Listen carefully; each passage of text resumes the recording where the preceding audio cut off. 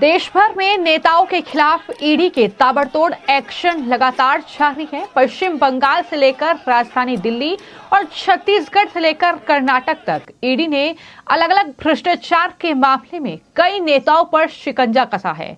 इन मामलों में कई नेता अभी भी जेल में हैं तो कुछ जमानत पर बाहर हैं। लेकिन अब ईडी की कार्रवाई को लेकर मोदी सरकार ने कुछ आंकड़े जारी किए हैं, जिसमें यह बताया गया है कि पिछले 10 साल में नेताओं के खिलाफ कुल कितने केस दर्ज किए गए हैं।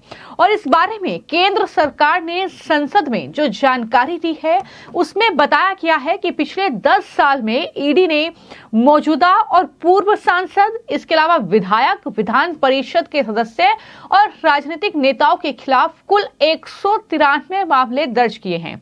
ये जानकारी वित्त राज्य मंत्री पंकज चौधरी ने राज्यसभा सांसद ए रहीम के सवाल के जवाब में संसद में दी है। और जैसे ही ये जानकारी निकलकर सामने आई कि पिछले 10 साल में दरअसल 193 मामले ईडी ने दर्ज किए हैं नेताओं के खिलाफ, और वहां पर कार्रवाई जो है कई मामलों में चल रही है, कई मामलों में पूरी हो चुकी है।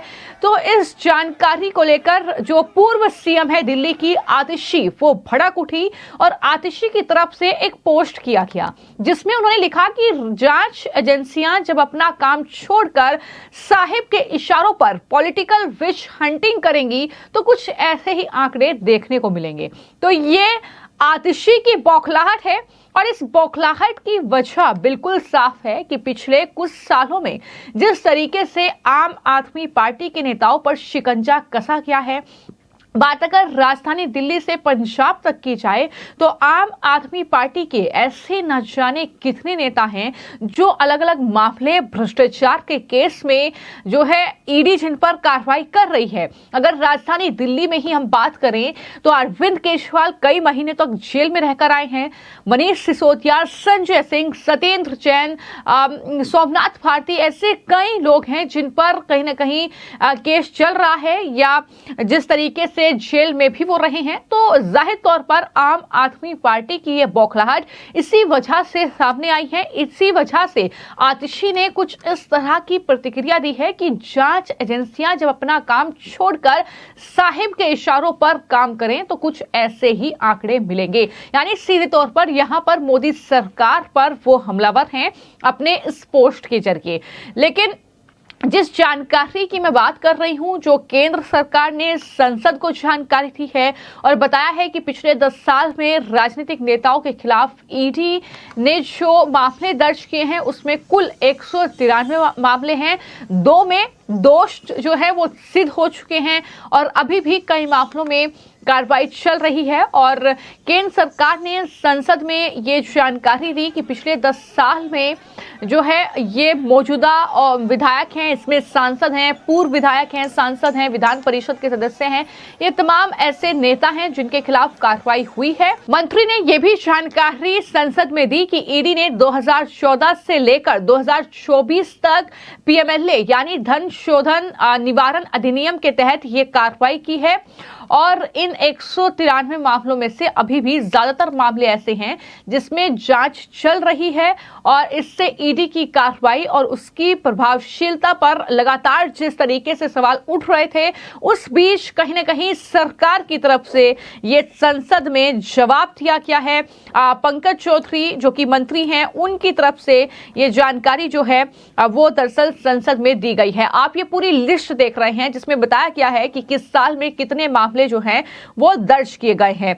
हालांकि अगर मैं मामलों की बात करूं तो अभी हाल ही में दरअसल लालू प्रसाद यादव के खिलाफ केस चल रहा है। उस केस में लगातार ईडी जांच कर रही है। चाहे इससे पहले हमने छत्तीसगढ़ का मामला देखा जहां पर भूपेश बघेल पर, चाहे वो कोयला घोटाला हो, चाहे शराब घोटाला हो, लगातार महावीर सट्टा ऐप का जो मामला है उसमें भी उन पर शिकंजा कसता हुआ नजर आया। इसके अलावा बात अगर करें पंजाब की तो पंजाब में भी कई जो नेता हैं उन पर ईडी की कार्रवाई जो है वो भ्रष्टाचार के मामलों में देखने को मिली है। हिमाचल प्रदेश से लेकर कर्नाटक तक कुछ इस तरीके से ही एक्शन जो है हमने लगातार ईडी के मामलों में देखा है। लेकिन सबसे ज्यादा ईडी के एक्शन से अगर कोई प्रभावित हुआ है तो जाहिर तौर पर वो आम आदमी पार्टी थी, जिसमें कई नेता जिस तरीके से शराब घोटाले में जेल गए हैं और उसकी आंच जो है भारत के दूसरे राज्यों तक भी पहुंची और के कविता भी उस मामले में जेल गई, तो ये कहीं ना कहीं ईडी का एक्शन बीते कुछ सालों में जो है कुछ इस तरीके से देखने को मिला है। तो इस पूरे मामले को लेकर जानकारी संसद में सरकार से मांगी गई थी और जो कि सांसद हैं ए रहीम, उनकी तरफ से जो है ये जानकारी मांगी गई। उन्होंने पूछा कि ईडी ने कितने केस दर्ज किए हैं पिछले 10 साल में, कौन से राज्य में कितने केस हुए हैं, किन नेताओं पर हुए हैं, ये पूरी जानकारी जो है उनकी तरफ से मांगी गई थी। लेकिन यहां पर मंत्री पंकज चौधरी ने कहा कि पूरी जानकारी तो वो नहीं दे सकते हैं, लेकिन हाँ आंकड़े जरूर साझा कर सकते हैं कि किस तरीके से जो सांसद हैं, विधायक हैं, स्थानीय प्रशासन से जुड़े जो नेता हैं, उन पर कितने मामले दर्ज किए गए हैं। और राज्यवार के हिसाब से वो आंकड़े नहीं दे सकते, ये भी उन्होंने कहा। लेकिन इस पूरी जानकारी को देते हुए उन्होंने बताया कि किस तरीके से 193 मामले दर्ज किए गए। सबसे ज्यादा मामले अप्रैल 2022 से मार्च 2023 के बीच दर्ज किए गए, जब कुल 32 मामले दर्ज हुए हैं। आगे उन्होंने ये भी बताया कि पिछले 10 साल में दर्ज किए गए 193 मामलों में केवल 2 मामले ऐसे हैं जिसमें दोष सिद्ध हुए हैं, जबकि तमाम अन्य मामले ऐसे हैं जिसमें जांच चल रही है। अब तक किसी भी मामले में बरी किसी को नहीं किया गया है, ये भी उन्होंने जानकारी दी।